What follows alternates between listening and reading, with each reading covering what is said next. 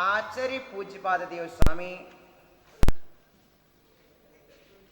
संलेखना के अत्याचारों का वर्णन यहाँ पर कर रहे हैं और कह रहे हैं कि जीवन के अंत में श्रावक धर्म की सफलता के लिए प्रीति पूर्वक संलेखना को धारण करना चाहिए। मारणांतिकीम संलेखनाम जोशिता, प्रीति पूर्वक संलेखना को धारण करना चाहिए। यहाँ पर प्रीति शब्द अत्यंत महत्वपूर्ण है, अर्थात संलेखना जबरदस्ती नहीं कराई जाती है, भीतर के परिणामों पर निहित होते हैं। पहले भीतर के भावों को जन्म दिया जाता है, तब कहीं संलेखना होती है। जीवित मरणा संसा मित्रानुराग सुखानुबंध निदानानि। जीवित मरणा संसा मित्रानुराग सुखानुबंध निदानानि। जीवित मरणा संसा मित्रानुराग सुखानुबंध निदानानि। जीवित संसा जीने की अभिलाषा, जीवित संसा है। जीवित आशंसा, आशंसा का अर्थ होता है चाहना। आशंसा माने अभिलाषा, चाहना। जीवित आशंसा जीने की आकांक्षा। मरणाशंसा मरण आशंसा, मरने की आकांक्षा। किसी के अंदर जीने की अभिलाषा होती है, थोड़ा और जी लेते तो हम एक काम और। किसी के अंदर मरने की अभिलाषा, परेशानी में आ गया तो उसे जल्दी मर जाए, जल्दी मर जाए। मेरी मौत कब आएगी? हाँ, ये विचार करने लगते लोग कि मेरी मृत्यु जल्दी हो जाए, अब तो थक गए, अब तो बस जल्दी समाधि हो जाए। ये जल्दी समाधि क्यों हो जाए? क्यों हो जाए? क्या व्रतों से अरुचि हो गई क्या? क्या संयम से अरुचि हो गई क्या? क्या दर्शन ज्ञान चार्य तप आराधना से रुचि हो गई क्या? क्या मोक्ष मार्ग रुचि नहीं रहा क्या? आज जितनी उच्च अवस्था में हो उससे तो निम्न अवस्था में पहुंचोगे।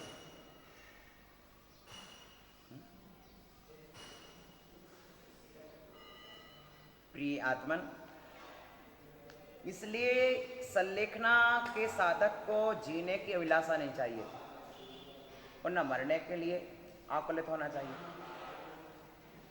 लाखों वर्षों तक जीविया मृत्यु आज ही आ जावे, माने किसी में न भय न आकुलता, उसे ही कहते हैं। देखिए, जीने की चाह करना जीवित आशंसा है। जीने की चाह जीवित आशंसा, और मरने की चाह करना मरणाशंसा है।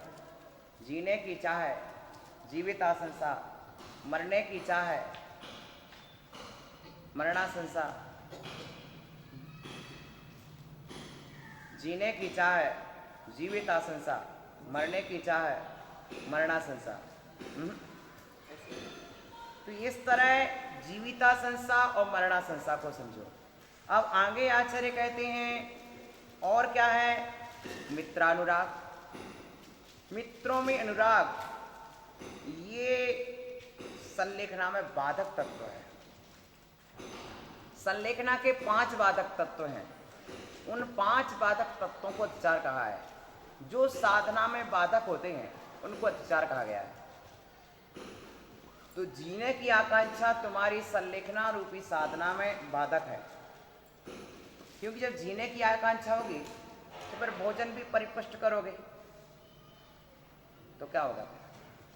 सही समय पर नहीं समाधि होगी, उससे फिर अंत में बुढ़ापे में संयम पाल नहीं पाओगे, तो संयम को छोड़ना पड़ेगा। मरणाशंसा, मरने की आकांक्षा करना, मरणाशंसा। मित्रानुराग, मित्रों में अनुराग रखना, ये मित्रानुराग है। सुखानुबंध, सुख का अनुबंध, ये सुखानुबंध है।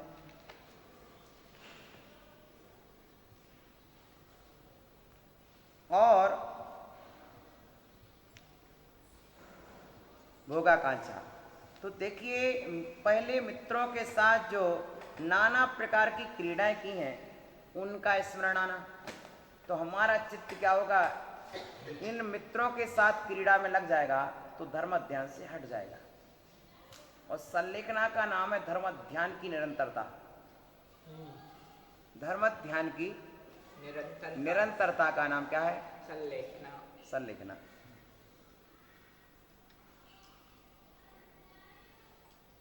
अनुभव में आए विविध सुखों का पुनः पुनः स्मरण करना। हम कैसे सुखी थे, हमने कितना सुख भोगा है, कैसे कैसे सुख में निमग्न रहे, हमारा जीवन कितना सुखमय बीता है, उनका स्मरण करने से संलेखना के समय के कष्टों को नहीं सह पाओगे। सुखों को याद करने से व्यक्ति दुखों को नहीं सह पाता है। इसलिए सुखों को भी याद नहीं करना चाहिए। हमें धर्म को याद करना है, हमें सुख को याद नहीं करना है ना। हमें धर्म को याद करना है, सुख को याद नहीं करना, और दुख को याद भी नहीं करना है। क्योंकि दुख याद करेंगे तब भी धर्म से छूटेंगे, और सुख याद करेंगे तब भी धर्म से छूटेंगे। एक क्षण में एक ही उपयोग होगा। भोगाकांक्षा से जिसमें या जिसके कारण चित्त नियम से दिया जाता है वह निदान कहलाता है। चित्त उसी में दान, चित्त का नियम से उसी में दान कर दिया, भोगों में चित्त को समर्पित कर दिया, वो निदान कहला दिया। ये संलेखना के 5 चार हैं। इस बार ये तपस्या कर रहे, संलेखना कर रहे हैं, स्मरण के बाद हम अगले जन्म में ये हो जाए। इस तरह ये निदान बंद होता है। ये निदान बंद कंस ने किया था, कंस ने निदान बंद किया था। तो तात्पर्य है कि ये कंस के पिता पूर्व के बारे में, हाँ, के बारे में पता चल गया। तो इस तरह से अब हमने इस तरह से विषय संलेखना का सुन लिया। इस 70 अधचारों का वर्णन पूरा हो गया।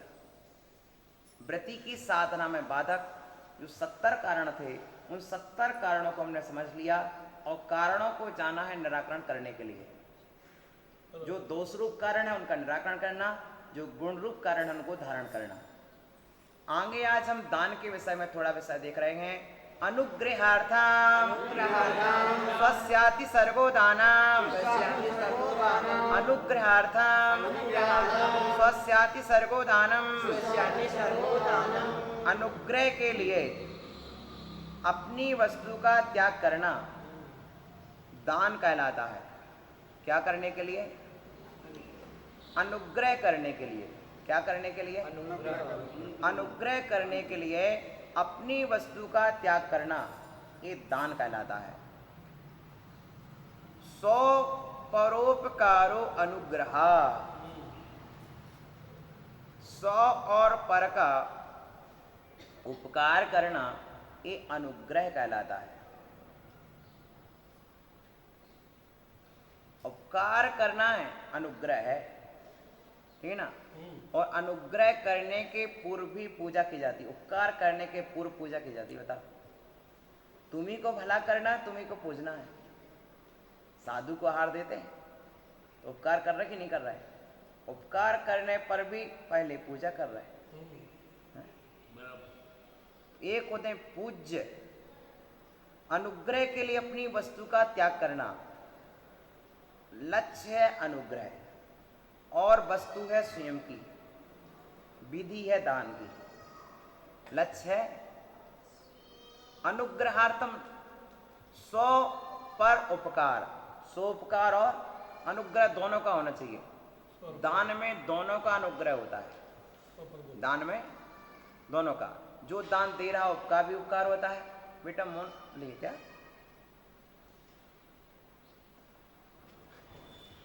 दान में क्या होता है, स्वयं का भी उपकार होता है और पर का भी उपकार होता है। किसका उपकार होता है? स्वयं का भी और पर का भी उपकार होता है। कचू ऐसे ऐसे स्वयं का भी उपकार होता है और पर का भी उपकार होता है। स्पष्ट हो गया। दान देने से क्या होता है, स्वयं का भी उपकार होता है और पर का भी उपकार होता है। और आगे क्या कहते हैं, दान देने से क्या होता है, सोपकारा पुण्य संचया। सोपकार क्या है, पुण्य का संचय होता है। ये स्वयं का उपकार है। पुण्य का संचय आत्मा का उपकार है। क्या लिखा है, पुण्य का संचय। माने पूज्यपादाचार्य पुण्य के संचय को दोष नहीं बता रहे, उपकार बता रहे हैं। वृत्ति के लिए 5वें गुणस्थान वर्ती के लिए बोल रहे हैं, और 6वें गुणस्थान वर्ती भी तो दान दे रहा ज्ञान का। तो ये मेरे लिए सोपकार रूप है। तो वस्तु तत्व को यहाँ पर हमको समझ के चलना है कि हम पूज्यपादाचार्य आदि से बड़े नहीं हो गए। अंततः हमने अपनी बुद्धि को ऐसा मान लिया कि हमें सब कुछ जानता, पुराने आचार्य कुछ जानते ही नहीं हो। इस धारा में लोग बह गए और हर जगह हे हे हे मान करके भैया दान धर्म भी छूट गए, दान धर्म भी छूट गया। ये हे मान करके पूजा भी छूटी, दान भी छूटा। सोपकारा पुण्य संचया, पुण्य का संचय सोपकार है। निज का उपकार हो गया, तुम्हारा पुण्य का संचय हुआ। क्यों हुआ, उतने काल तुम्हारी आत्मा पवित्र रही, तुम्हारी आत्मा पवित्र हुई। जितने काल तुम्हारे चौके लगाने के भाव हुए, आहार दान देने के भाव हुए, आत्मा के अंदर पवित्रता के रसायन घुले, पवित्र भावों का सृजन हुआ कि आज मैंने अपने घर में कोई मांगलिक कार्य किया, आज मेरे द्वारा कोई मंगलमय कार्य हुआ है। ऐसी खुशी और प्रसन्नता भीतर में जागती है। तो ये क्या कहलाती है, अनुग्रह कला। तो परोपकार, सोपकारा पुण्य संचया। बस हमने आज परिणाम अच्छे किए, हमारे लिए पुण्य का संचय हुआ। ये हमारा पुण्य संसार का कारण नहीं होगा, हमारा पुण्य मोक्ष मार्गी को दान देने से मोक्ष मार्ग का कारण होगा। क्योंकि हमने कुछ मांगा ही नहीं। संसार मांगते तो संसार मिलता, हमने मांगा ही नहीं, हमें तो मोक्ष मार्ग ही मिलेगा। और परोपकार क्या हुआ, परोपकारा सम्यक ज्ञान आदि वृद्धि। परोपकार क्या है, आहार कराने वाले ने आहार करा दिया तो दूसरे का क्या उपकार हुआ, सम्यक ज्ञान आदि की वृद्धि करना, ये परोपकार है। ठीक है ना, समझ रहे ना। ये उपकार करने के लिए आहार दिया था, निद्रादि की वृद्धि नहीं लिखा। सम्यक ज्ञान आदि की वृद्धि, किसकी वृद्धि, सम्यक ज्ञान आदि, सैनादि की, सम्यक ज्ञान आदि, सम्यक ज्ञान आदि की वृद्धि। ये देखो, सम्यक ज्ञान, सम्यक चारित्र, सम्यक दर्शन, इन गुणों की वृद्धि के लिए। ठीक है ना, क्यों कहा है ना, नाडठम संयमठम झाड़ठम से भुंजे। जो ज्ञान, ध्यान और संयम के लिए साधु को आहार करना चाहिए। 3 मुख्य कारण, ज्ञान, ध्यान और संयम पालन के लिए। तो हमारा उपकार क्या हुआ, श्रावक ने आहार दिया तो श्रावक के द्वारा क्या परोपकार हुआ, ये स्वाध्याय चल रहा है, ये स्वाध्याय चल रहा है ना। सम्यक ज्ञान की वृद्धि हो रही ना, तो सम्यक ज्ञान की जो वृद्धि हो रही है श्रावक के द्वारा दिए गए आहार के प्रताप से हो रही है।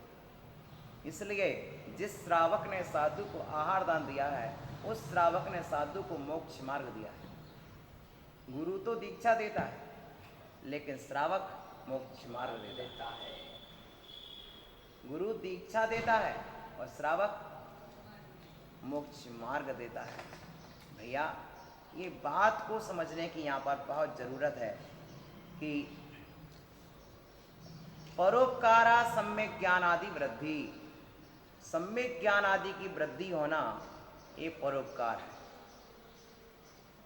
100 शब्दों धन पर्यायवाचना, उनका कहना भैया 100 शब्द तो धन्या का पर्यायवाची है।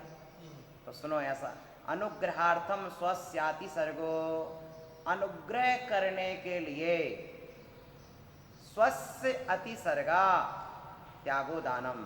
सुनो, तो जो यहाँ पर सूत्र में आए स्व शब्द का अर्थ होता धन, अपना धन, दूसरे का धन नहीं, अपना धन।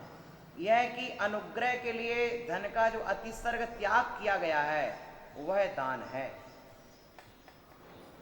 ठीक है ना, धन का दान, स्वस्याति सर्ग। अब चाहे आहार दान दें तो उसमें धन का त्याग होगा, औषधि दान दें तो धन का त्याग होगा, अभय दान दें तो उसमें भी यथायोग आपका धन लगेगा।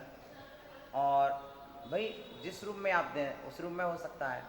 औषधि, शास्त्र, अभय, आहार और बसत का आदि जो भी बनाएंगे तो धन का दान उससे में लगेगा। ठीक है ना, वह दान ऐसा कहा गया है। दान का स्वरूप तो इस तरह से यहाँ पर कह ही दिया है। अब उसका फल क्या एक सा होता है या उसमें कुछ विशेषता आती है? दान तो सभी देते हैं, तो सबको एक सा फल मिलता है क्या? तो आचार्य कहते हैं जब आपका एक प्रश्न ही आ गया है क्या दान का फल एक सा होता है, जब दान सभी जीव देते हैं तो क्या दान का फल सबको एक सा प्राप्त होता है? तो आचार्य उन कहते हैं विधि द्रव्य दातृपात्र विशेषात तद विशेषा। विधि एक, द्रव्य दो, दाता तीन, पात्र चार। ठीक है ना, इन चार की विशेषता से तद उनमें विशेषता आती है। दाता की विशेषता, पात्र की विशेषता, दे वस्तु की विशेषता और पात्र की विशेषता। विधि द्रव्य दात्री पात्र, विशेषता तद विशेषता, इनकी विशेषता से विशेषता आती है। अब देखिए प्रतिग्रह आदि करने का जो क्रम है वह विधि है। विधि क्या है? विधि क्या है? ध्यान देना, आपको बता दी, ऐसा नहीं कह सकती कि हमारी विधि नहीं है। प्रत्येक त्यागी की विधि होती है पर वृत्ति परिसंख्यान नहीं होता है। सुन रहे? प्रत्येक त्यागी की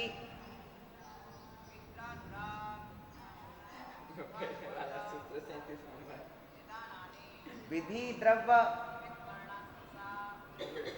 द्रव्य दात्री पात्र विशेषा तद विशेषा।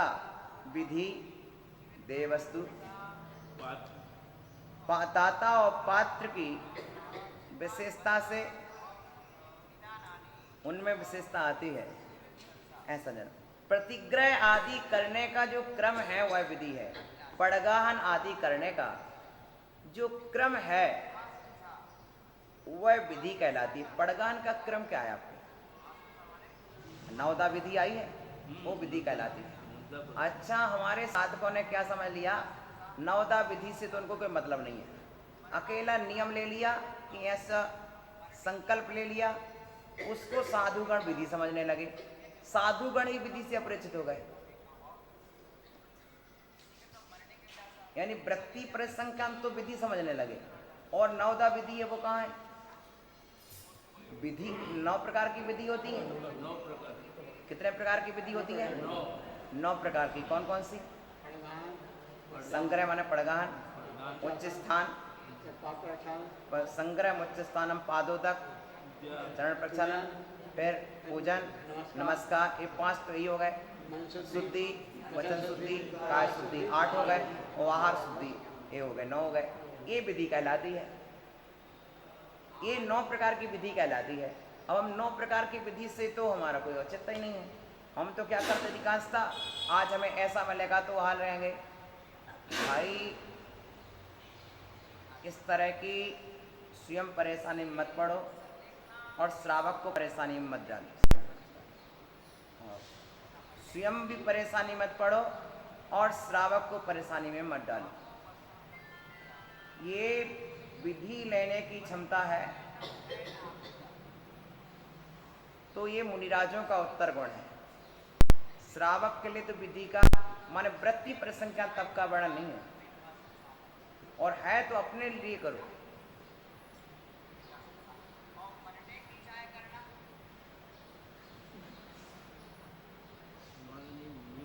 तो प्रिय आत्मन, इस तरह से मैं आपको बता चुका हूं कि कोई कोई साधुगण इतना परेशान, स्वयं में परेशान होते, 3-3 4-4 दिन विधि नहीं मिल रही, और विधि के चक्कर में यहाँ से वहाँ दौड़ रहे हैं, वहाँ से वहाँ दौड़ रहे हैं, वहाँ से वहाँ जा रहे हैं, वहाँ से वहाँ जा रहे हैं।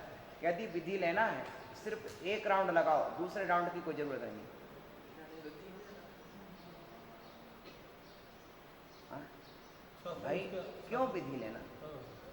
फिर आहारी को नहीं निकलो ना जब विधि लेना है। भाई वृत्ति परिसंख्यान है, ये आश्चर्य परमिष्टीय का गुण है, ये ध्यान में रखो। 12 तप और 22 परिसय ये आश्चर्य परमिष्टी के उत्तर गुण में आते हैं। हाँ, और उसके लिए कौन दौड़ रहा? क्षुल्लक क्षुल्लिकाएं दौड़ रही, जो आगम के विपरीत कार्यक्रम है आपका। इसलिए विधि आपकी क्या है? आहार शुद्धि मिल रहा, ये आपकी विधि है। आहार जल की शुद्धि होना ही विधि है। क्या विधि आपकी? बस चौके में आहार शुद्ध मिलना ही आपकी विधि है। मन की शुद्धि, वचन शुद्धि, काय शुद्धि, आहार जल शुद्ध है। इसमें आपकी 4 विधि हो गई। कितनी विधि हो गई? 4 विधि है। कितने विधि हैं? विधि कितनी होती है छुल्लक जी? 9 हैं? 9 कौन कौन सी?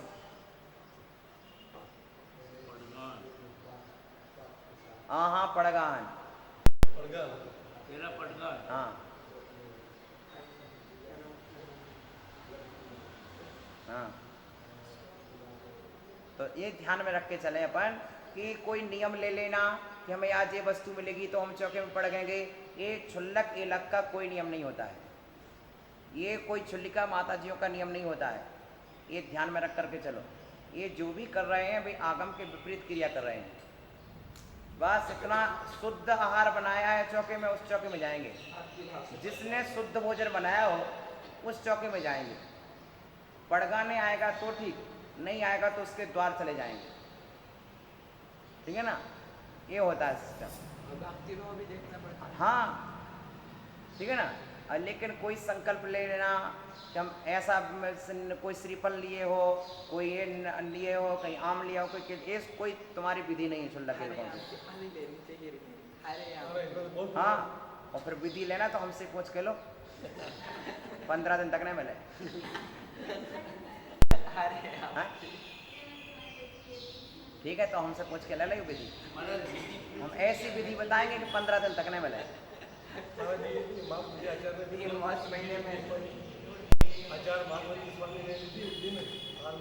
हाँ, तो मैं आपको बता रहा हूँ कि आकुलता, अशुद्धता, वैसे ही तो रास्ते में गंदगी पड़ी और विधि के चक्कर में सब दौड़ते रहे साहब, बहुत दौड़ते हैं, क्या भीड़ लग जाती है। न शुद्धि रह जाती। इसलिए साधुओं से मेरा निवेदन है कि मुनिराज विधि लें, अच्छी बात है, लेकिन क्षुल्लक एलक भी विधि लेने लगे तो ये अनुचित बात है। और मुनिराजों को भी 9दा विधि आपकी हो रही है, सबसे बड़ी विधि है। क्या मूल गुण को पालो अपने। विधि के चक्कर में तुमने प्रतिशत संख्या ले लिया और नहीं मिली तो उपवास हो जाए, फिर करो सामयिक लेट के करोगे। नहीं होगा। वो भी नहीं है, सुबह भी दूसरे दिन बंद कर दे विधि। मैं देखिए, जितने भी महान त्यागी होंगे वे भी परेशान नहीं करते समाज को। जो नए होते ना, वे ज़्यादा हैरान करा। कबहू आचार्य भगवान विद्यासागर महाराज कबहू हैरान नहीं करे।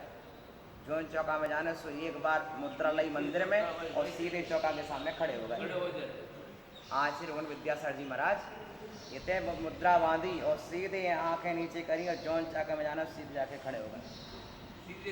तुम्हारे 50 चौका है, हमें कोई मतलब नहीं है, हमें तो सीधे सीधे जाने से लक्ष्य कोई हमारा मन का भाव ही हमारी विधि है। आचार्य महाराज हमने बताया ना, जो अनुभवहीन होते हैं वे परेशान करते हैं, जो अनुभव कुशल होते वे परेशान, किसी भी क्षेत्र में, किसी भी क्षेत्र में होगा आपका क्षेत्र कोई भी हो, कि इस तरह की आकुलता, व्याकुलता, परेशानियाँ।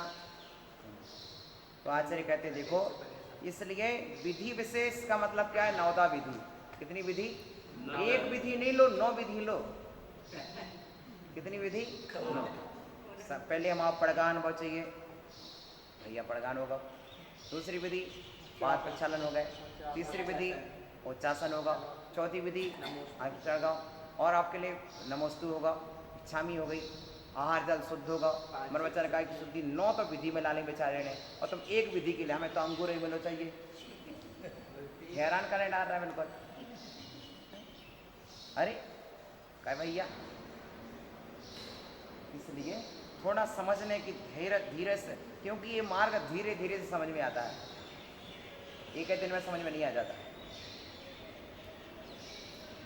प्रतिग्रह आदिक में आदर और अनादर होने से जो भेद होता है वह विधि विशेष कहलाती है। पड़गान आदि में भी भेद आ जाता है, वह विधि विशेष है, क्योंकि मुनि का पड़गान अन्य रूप से होगा, शुल्लक एलेख के पड़गान की अलग विशेषता होगी, और त्यागी वृत्ति के पड़गान की अलग विशेषता होगी। इसलिए सबको एक सा आदर मिल जाए ये तो संभव है नहीं है, ये उसकी विधि विशेषता कहलाती है। जय विशेषता है कि मुनि की जो विशेषता होगी वो सोचा कि शुल्लक एलेख को मिल जाए तो संभव नहीं है, जिससे तप और स्वाध्याय आदि की वृद्धि होती, ऐसा द्रव्य विशेष कहलाता है। अब द्रव्य विशेष में आचार्य ने नाम नहीं दिया। ये विचार करो, जो मैं वस्तु आहार में दे रहा हूँ, उस वस्तु के उनके स्वाध्याय और तप की वृद्धि होगी कि नहीं? हाँ? ये विचार करना, चाहे आहार की बात हो, मूल चैप्टर तो यहाँ पर आहार ही का चल रहा है। इस तरह से जो वस्तु दे रहे उससे स्वाध्याय की वृद्धि होनी चाहिए और तप की वृद्धि होनी चाहिए। श्रावक को भोजन बनाने के पहले 2 बातें सोचनी चाहिए। क्या यह भोजन स्वाध्याय की वृद्धि में सहायक होगा? क्या यह भोजन उनके तप की वृद्धि में सहायक होगा? ये 2 बातें विचार करके भोजन बनाना चाहिए, देना चाहिए। वह द्रव्य विशेष है। हाँ, और फिर साधक अलग अलग होते हैं, अलग अलग साधक होते हैं। कोई साधु की प्रकृति अलग होती है, कोई साधु की प्रकृति अलग होती है। इसलिए सब पर एक सिद्धांत, एक नियम लागू नहीं होता है। ठीक है ना वासव सागर महाराज? अनुसूया और विषाद आदि का ना होना ये दाता की विशेषता है। किसी से ईर्ष्या नहीं करना, और कोई विषाद की रेखा चेहरे पर नहीं होनी चाहिए। प्रसन्नता पूर्वक दो और प्रसन्नता पूर्वक लो। जब देने वाला खुश तो लेने वाला भी खुश। हाँ, पूरे प्रसन्नता से, माँ प्रसन्नता से दूध पिलाए, बच्चा भी प्रसन्नता से पिए तो बच्चा हष्ट-पुष्ट हो जाए। अब कहीं ऐसी क्या धारी? अब भैया जब प्रसन्नता पूर्वक आहार नहीं करोगे तो कब मोटे होगे? कितनों की पी लो। भाई प्रसन्न रहना सीखो। समझ रहे ना? प्रसन्नता पूर्वक रहना सीखो। जितनी प्रसन्नता बढ़ेगी, विषाद आदि का नहीं होना, कोई विषाद नहीं, हर मौसम में खुश। तथा मोक्ष के कारणभूत गुणों से युक्त रहना पात्र की विशेषता। अपने मोक्ष के कारण कौन है? सम्यक दर्शन। मोक्ष का कारण सम्यक ज्ञान, मोक्ष का कारण सम्यक ज्ञान। इनसे युक्त रहना पात्र की विशेषता है। हम अपने विशेषता क्या है? हमारी विशेषता क्या होना चाहिए? शुल्लक जी, अपनी विशेषता क्या है? सम्यक दर्शन, सम्यक ज्ञान, सम्यक ज्ञान, ये हमारी विशेषता है। इन विशेषताओं से हम भरे रहेंगे। ठीक है ना? जैसे पृथ्वी आदि में विशेषता होने से उससे उत्पन्न हुए बीज में विशेषता आ जाती है। काली मिट्टी में कोई चीज फलती है, कोई लाल मिट्टी में फलती है। भाई हर बीज हर मिट्टी में नहीं फलता। मिट्टी अच्छी उपजाऊ हो तो उसी एक बोरा के आप 16 बोरा निकाल लो, एक बोरा के 20 बोरा निकाल लो, और एक बोरा बीज के 20 बोरा बीज भी निकाल आते हैं। और यदि मिट्टी अच्छी नहीं है, उर्वरा भूमि नहीं है, उपजाऊ भूमि नहीं है, तो क्या होगा? हाँ? इसलिए आपने कैसी भूमि में बोया है वो भी महत्वपूर्ण है। दान जैसी भूमि में जाता है वैसा फलता है, ठीक है ना। बीज जैसी भूमि में जाता है वैसा फलता, और दान जैसे पात्र में जाता है वैसा फल देता है, ठीक है ना। इसलिए दान कैसे पात्र में जा रहा है इसकी विशेषता, वैसे विधि आदि की विशेषता से दान से प्राप्त होने वाला। अब दान से क्या प्राप्त होता है? ततश्च पुण्य फल विशेषा, पुण्य फल विशेषा, पुण्य फल विशेष होता है। देख लो, वहां पुण्य संचय हो रहा था, यहाँ पुण्य का फल भी बता दिया। विशेषा हो गया बीज फल की तरह। इस तरह से हमने ये 7वें अध्याय के अंतर्गत दान की महिमा को जाना। इस विषय में किसी के कोई जिज्ञासा, कोई प्रश्न हो, उस पर अपन विचार कर लें, ताकि फिर हम 8वें अध्याय में प्रवेश करेंगे। किसी की कोई जिज्ञासा, आपके कोई प्रश्न? कोई शंका नहीं है। निशंका? हाँ, विषाद होता है चेहरे पर, खिन्नता का होना, और असूया परिणाम जो आया था पहले, असूया, असूया का मतलब होता है एक दूसरे के प्रति उसकी उन्नति देख करके, या वही आहार दे रहा है ऐसा देख करके कब दूर हट जाए, इस तरह के उसके प्रति जो भाव होता है, हाँ, ईर्ष्या का ही एक रूप होता है इसमें। जैसा रुक्मणी और सत्यभामा के अंदर, तो सत्यभामा के अंदर असूया भाव था रुक्मणी के प्रति, माने दूसरे की उन्नति को सहन नहीं कर पाना। दूसरा दाता आहार दान दे रहा है, तू क्यों दे रहा? एक बार दिले, चलो तुम हटो, हमको भाई हो सकता हो उसी प्रसन्नता से दे रहा हो सकता उसके अंदर कुशलता हो। यदि देने की कुशलता है तो क्यों एक गिलास लो, पूरा दो ना। कभी कभी हमको ये लगता है कि कुशल है तो उसी से दिलाओ ना, और हम उसमें असूया के कारण ये क्यों दे रहा, ये क्यों आ गया मेरे चौके में, ऐसे भाव भी हमारे अंदर झलकने लगते असूया के कारण। हमें देने नहीं मिल रहा, कोई बात नहीं भैया, तब भी अपनी विषाद मत लाओ, मलिनता के भाव हो जाते हैं। मलिनता के भाव नहीं लाओ। तो असूया का मतलब यही है, दूसरे की उन्नति सहन न कर पाना असूया है। दूसरे की कीर्ति, दूसरे की उन्नति, दूसरा आहार दान दे रहा है तो उसकी उपलब्धि को अपन सहन नहीं कर पा रहे। अच्छा, बोलना चाहिए, तुम दो पहले, हाँ? बोलना चाहिए। हाँ, तो इस तरह से ये बात यहाँ पर कही। बहुत अच्छा आपने प्रश्न किया था। तो असूया से रहित भाव कहलाता है, या असूया शब्द और भी आ चुका पहले।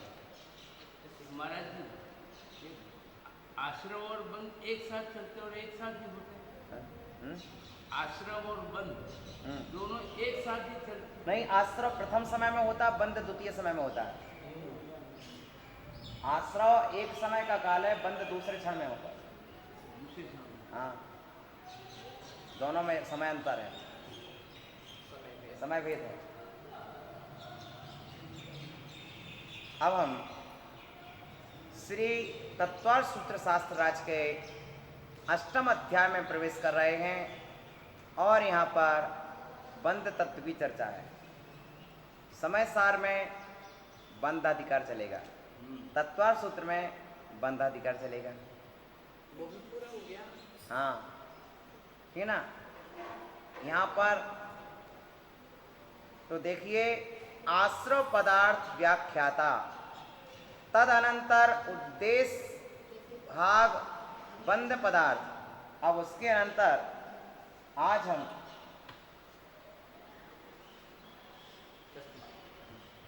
तो आचार्य कहते हैं, उसके बाद कहे गए बंध पदार्थ का व्याख्यान करना चाहिए। तो उसका व्याख्यान करते पहले बंध के कारणों का निर्देश, क्योंकि कारण पूर्वक ही कार्य हुआ करता है। कारण पहले कार्य बाद। कारण पूर्वक ही कार्य हुआ करता है, ऐसी विवक्षा को सामने रख करके हम आपसे चर्चा कर रहे हैं। सुनिए, लक्ष्य अपने पट्ट को चले जा भैया, पुरस्कार को चले जा।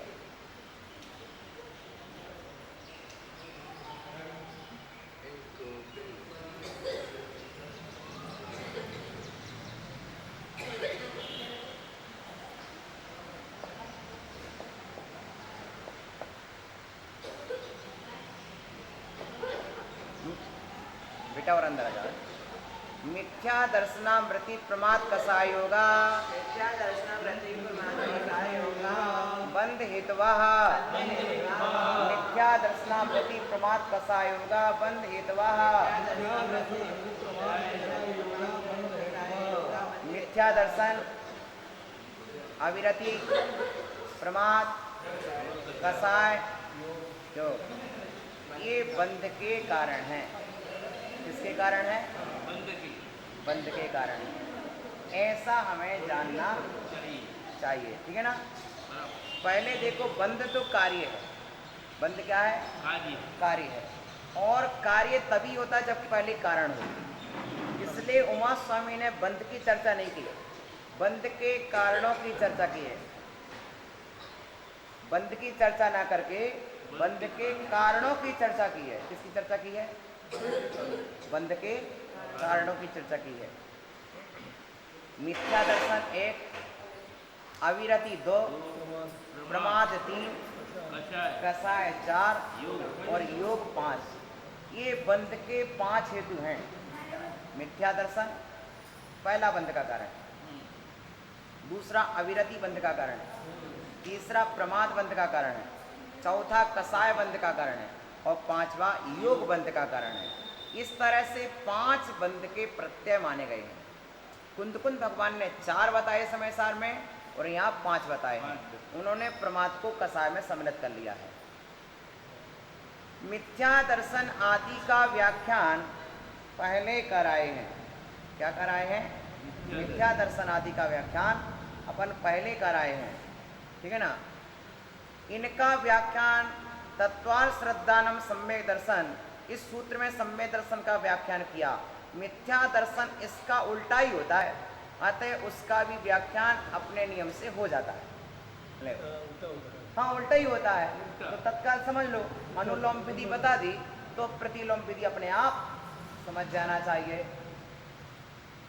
सम्यक दर्शन की चर्चा कर दी तो मिथ्या दर्शन की अपने आप हो गई। पुण्य की चर्चा कर दी तो पाप की अपने आप हो गई, और पाप की चर्चा कर दी तो पुण्य की अपने आप हो गई। क्या अनोखी विधि है। या आश्रव का कथन करते समय 25 क्रियाओं में मिथ्या दर्शन क्रिया के समय इसका व्याख्यान किया है। विरति का व्याख्यान पहले कराए, उसकी उल्टी अविरति जान लेना चाहिए। इंसान नृतस्ते बनिम प्रज्ञोपर व्रतिर व्रता। तो यहाँ पर 5 पाप से व्रत होने के लिए व्रति की चर्चा अपन पहले ही कर आए हैं। ये भाव भी अपन अच्छी तरह से समझ लेते हैं। अब आचार्य भगवान कह रहे हैं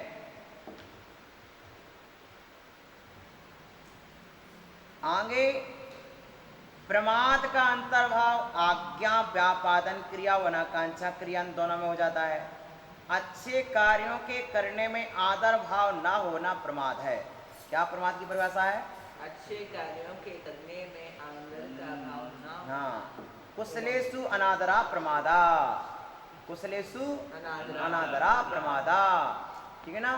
कुशल कार्यों में, पुण्य कार्यों में, पवित्र कार्यों में, शुभ कार्यों में, अच्छे हित के कार्यों में अनादर भाव होना। क्या भाव होना? अनादर भाव होना। अपने 6 आवश्यक कर्तव्य हैं और उनमें विलंब होना भी अनादर कहलाता है। इसलिए आदर भाव होना चाहिए। कसाया क्रोधादया, और कसाय क्रोध आदि कहलाते हैं। वो अनंतानुबंधी अप्रत्याख्यान प्रत्याख्यान संजुलन के भेद से 4 रूप हैं, ठीक है ना। और प्रत्येक कसाय फिर 4 के भेद से 16 रूप हो जाती हैं। को इंद्रिय कसाया इत्यत्रैव, और इनका व्याख्यान भी पहले कराए हैं, ठीक है ना। क्या इंद्रिय कसाय इत्यादि सूत्र के व्याख्या में काय आदि भेद से 3 प्रकार का व्याख्यान पहले हो गया। समाधान काय वांग मना कर्मी होगा। इस तरह से ये वर्णन हो चुका। अब आपसे जो बात कहना सुनिए, मिथ्या दर्शनम द्विविधम, मिथ्या दर्शन 2 प्रकार का है। कितने प्रकार का है? 2 प्रकार। कौन कौन सा? नैसर्गिकम परोपदेश पूर्वकम च, नैसर्गिक मिथ्यात्व और परोपदेश पूर्वक। ये एक को कहते हैं अगृहित मिथ्यात्व और दूसरे को कहते हैं गृहीत मिथ्यात्व। नैसर्गिक मिथ्यात्व का नाम दौलत राम जी ने क्या दिया? अगृहित मिथ्यात्व। और परोपदेश पूर्वक होने वाले मिथ्यात्व का नाम क्या दिया? गृहीत मिथ्यात्व, ठीक है ना। अब ये गृहीत और अगृहीत और कहीं नाम नहीं मिलेंगे, अन्य जगह शास्त्रों में यही मिलेगा, नैसर्गिक और परोपदेश जनित, ठीक है ना। तो यहाँ पर ये नए नाम आचार्य को, अपने विद्वानों को अपनी काल के समझाने की दृष्टि से नया नाम देना पड़ता है। नैसर्गिकम परोपदेश पूर्वकम च, वह मिथ्यात्व अगृहीत और गृहीत के भेद से 2 प्रकार का है। तत्र परोपदेश मंत्रेण, दूसरे के उपदेश के बिना मिथ्यात्व कर्म के उदय से जो उत्पन्न होता है, क्या उत्पन्न होता है भैया? तत्वार्थ अश्रद्धान, तत्वार्थ अश्रद्धान लक्षणम मिथ्यात्वम। तत्वार्थ का श्रद्धान लक्षण है सम्यक दर्शन का, और तत्वार्थ का अश्रद्धान होना ये मिथ्या दर्शन का लक्षण है। कौन सा? हाँ, यदि पर के उपदेश के बिना हो रहा तो नैसर्गिक, और परोपदेश के निमित्त से हो रहा तो वो भी 4 प्रकार का है। वो क्या है परोपदेश वाला? 4 प्रकार का। कौन सा? क्रियावादी, अक्रियावादी, अज्ञान और विनय। ये 4 यहाँ पर इन्होंने लिखे हैं, ठीक है ना। कहीं कहीं 5 प्रकार का भी आया है, एकांत, विपरीत, विनय, संशय, अज्ञान। इन्होंने 4 भेद लिखे हैं। अथवा पंचविधम वा, ये 5 प्रकार भी इन्होंने तत्काल दे दिए। कौन कौन से? एकांत मिथ्या दर्शनम, विपरीत मिथ्या दर्शनम, संशय मिथ्या दर्शनम और वैनयिक मिथ्या दर्शनम, ठीक है ना। यहाँ पर एकांत पहला, विपरीत दूसरा, संशय तीसरा, वैनयिक चौथा, अज्ञानिकम वो अज्ञान नाम का 5वां मिथ्यात्व है, ठीक है ना।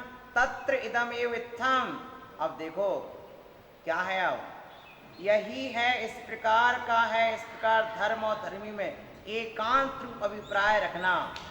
क्या रखना? एकांत। धर्म और धर्मी, गुण और द्रव्यों में यही है, इस प्रकार ही है। इस प्रकार का धर्म और धर्मी में एकांत पक्ष अर्थात स्याद्वाद का त्याग कर देना।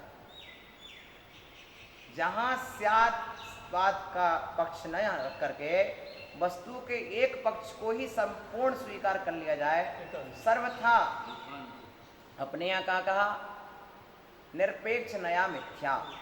यहाँ निरपेक्ष एक धर्म को स्वीकार किया जा रहा है और एक धर्म के साथ अन्य धर्मों को किसी भी रूप में स्वीकार नहीं किया जा रहा है, इसलिए वो क्या हो गया? एकांत अभिप्राय, एकांत मिथ्या दर्शन हो गया, ठीक है ना। इसलिए नित्य एकांतवादी, अद्वैत एकांतवादी, चित्र अद्वैत एकांतवादी, विज्ञान अद्वैतवादी, ब्रह्म अद्वैतवादी आदि जो है एकांत मत के पोषक माने गए हैं, ठीक है ना। जैसे सब जग ब्रह्म रूप ही है, एको ब्रह्मा विनास्ति, या सब पदार्थ अनित्य ही है। ब्रह्म अद्वैतवादी मानते हैं कि सब जग ब्रह्म रूप है, और बौद्ध मानते हैं सर्वम क्षणिकम, सब कुछ क्षणिक ही है। या सांख्य मानते हैं कि सब कुछ नित्य ही है। सांख्य मत सबको नित्य मानता है, बौद्ध सबको क्षणिक मानता है, और वेदांत सबके लिए ब्रह्म रूप मानता है। शब्द अद्वैतवादी कहता है शब्द के द्वारा सब कुछ बना हुआ है, तो ब्रह्म अद्वैतवादी कहता है सब कुछ ब्रह्म रूप ही है। चित्र अद्वैतवादी कहता है सब कुछ चित्र रूप ही है। विज्ञान अद्वैतवादी कहता है सब कुछ ब्रह्म विज्ञान रूप है। मैं किसको मानूं? तुम सब अपना बैठ के निर्णय कर लो, मैं किसको मानूं। इसलिए प्रिय आत्मन, जगत में नाना रूप हैं, नाना मत हैं, नाना बुद्धियां हैं, हमें सर्वज्ञ के वचनों को सौभाग्य मानकर के सुनना चाहिए और उसका निर्णय लेना चाहिए। सग्रंथ को निरंत मानना, केवली को कवलाहारी मानना और स्त्री सिद्ध होती है इत्यादि मानना विपर्य मिथ्या दर्शन है। अब समझ जाओ, ये शास्त्र दिगंबर का है सर्वार्थ सिद्धि, इस लाइन के कारण बोल रहा है। यदि ये लाइन तुमने हटा दी तो दिगंबरत्व की सिद्धि हट जाएगी, ठीक ना। और ऐसा विपरीत मिथ्यात्व में चला गया। अब समझ रहे ना तुम लोग। कल महिमा गा रहा था कोई, ओए महाराज तो उनके साथ प्रवचन करते हैं, तो मैंने कहा भैया आज तुम इस विषय को पढ़ोगे तो समझ में आएगा। तुमने किसकी महिमा गा दी बीच सभा में?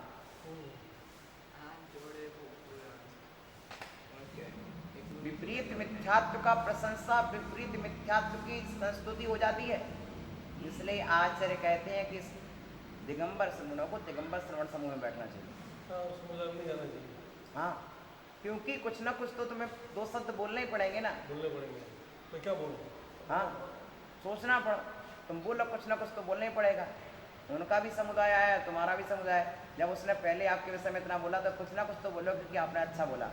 जहाँ आपने कुछ बोला कि आप फंस गए, इसमें फंस जाओगे। प्रशंसा है संस्थाओं के अत्याचार में, लोगों में तो तुम्हारी तालियां पिट जाएंगी, बहुत अच्छे किया महाराज ने, कितना अच्छा बोला उनके प्रति, लेकिन आगम तुम्हें क्या कहेगा? तुम प्रशंसा करके आ गए हैं, तुम संस्थाओं करके आ गए, तुम कुछ नहीं सम्यक दर्शन में दोष लगा के आ गए। इसलिए भैया सम्यक दर्शन में दोष लगाने के लिए आपको मैंने नहीं भेजा था। इस बात को ध्यान में रखकर सम्मेलन नहीं कर सकता साधु हैं, सार्वधर्म सम्मेलन में नहीं जा सकता। सम्यक दर्शन में दोष लगाने के लिए मैंने आपको नहीं भेजा। इस बात को बताया गया है कि इस तरह से सम्यक ज्ञान में दोष लगाने के लिए मैंने आपको नहीं भेजा। इस बात को आचार्य भगवान परिपुष्ट रीति से यहाँ पर कह रहे हैं कि जो लोग ध्यान नहीं रखते हैं तो सग्रंथ को निर्ग्रंथ मान लेना, वस्त्रधारी कोई साधु मान बैठे हैं, और केवली को कवलाहारी, दूसरा दोष, और स्त्री को सिद्ध मानते हैं कि स्त्री भी सिद्ध होती है उसी भाव से। तो ये तीन मान्यताएं किस्मत में हैं, आप समझ जाओ। जिसमें है वो विपरीत मान्यता वाला है। अब बताओ स्पष्ट कहा कि ना साथ में खा सकते ना साथ में बैठ सकते, स्पष्ट कहा है। क्योंकि संयमी को संयमी के साथ बैठ के भोजन करना चाहिए, ना कि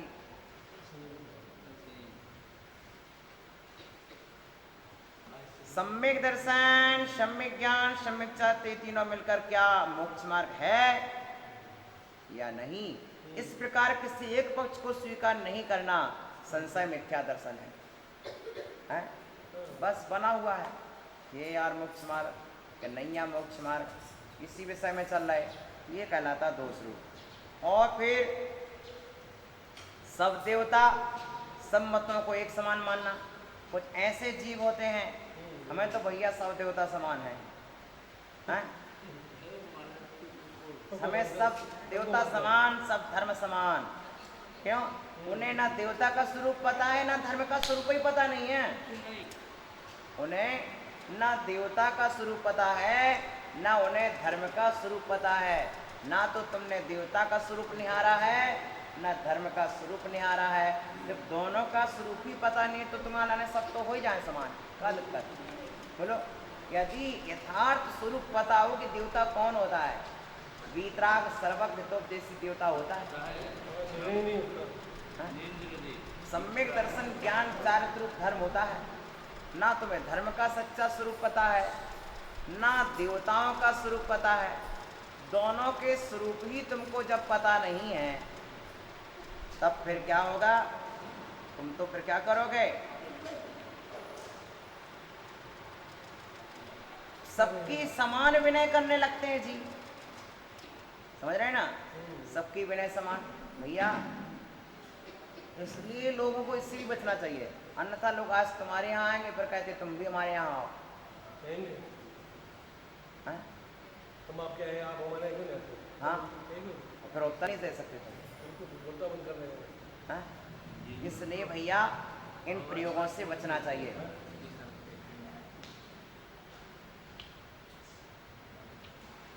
हिताहित की परीक्षा से रहित होना, नाहित की परीक्षा, नाहित की परीक्षा जो है, तो ये अज्ञान मिथ्या दर्शन में आता है भैया।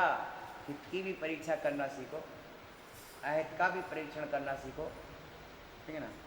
अब ये सब का समय जब परीक्षा करोगे तब परीक्षा कर पाओगे, और परीक्षा ही नहीं करोगे तो परीक्षा क्या करोगे? कर ही नहीं सकते, पहले जाने नहीं कैसे। क्रियावादियों के 180, अक्रियावादियों के 84, अज्ञानियों के 67, पैनिक के 32, ठीक है ना। इस तरह से हमें ये मिथ्या दर्शन के चैप्टर को जानना चाहिए, ठीक है ना। इस तरह का विषय सामने आया। 6 काय के जीवों की दया न करने से और 6 इंद्रियों के विषय के विषय अवृत्ति 12 प्रकार की है, 5 इंद्रिय मन, 16 कसाय, 9 कसायों के विषय कसाय के 25 वेद होते हैं। अर्थात 6 काय के जीवों की रक्षा न करना और 5 इंद्रियों मन को बस में न रखना, ये 12 प्रकार की अवृत्ति कहलाती है। इससे भी बंद होता है। 16 कसाय और 9 कसाय, 25 कसाय हैं। यद्यपि कसायों से 9 कसायों में थोड़ा भेद है, पर वह यहाँ विवक्षित नहीं, इसलिए सबको कसाय में ले लिया। 4 मनोयोग, 4 वचन योग, 5 का योग, 13 तरह के योग हैं। कितने प्रकार के योग? इन्होंने 13 लिखे हैं भैया। हाँ हैं 5 मिश्र नहीं लिए फिर, नहीं 5 का योग, ठीक है ना। 4 मन योग, 4 वचन योग, 5 का योग, 5 का योग, औदारिक, विक्रियक, आहारक,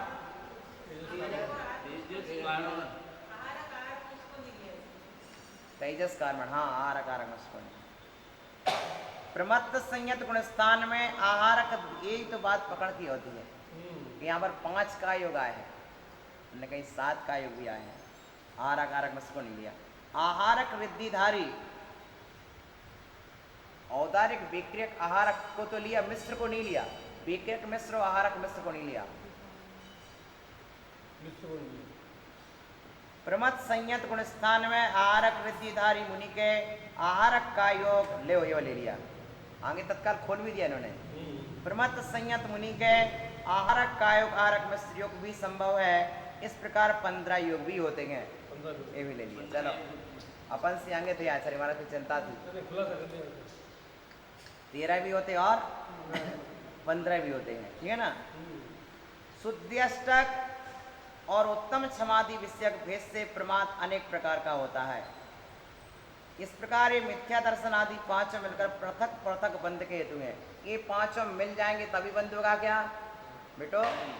जब मिथ्या दर्शन आदि 5 मिलेंगे तभी बंद होगा क्या?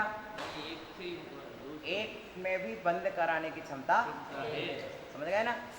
अकेला अकेला भी बंद करा क्या? देखो व्रत होंगे तो सिंगल नहीं हो सकता, 5 पापों का त्याग होगा तब व्रत होगा। लेकिन बंद में 5 में से एक भी आ जाए तो बंद हो जाएगा। बंद कराने में अकेला सक्षम है और व्रत होने में 5 मिलेंगे तब फिर व्रत होगा। यदि तुम सोचो कि हम अहिंसा का अकेला पालन कर रहे हैं तो हमारा बस व्रत हो गया, और नहीं हुआ व्रत। श्रावक के जीवन में ये पंक्ति उतरना चाहिए।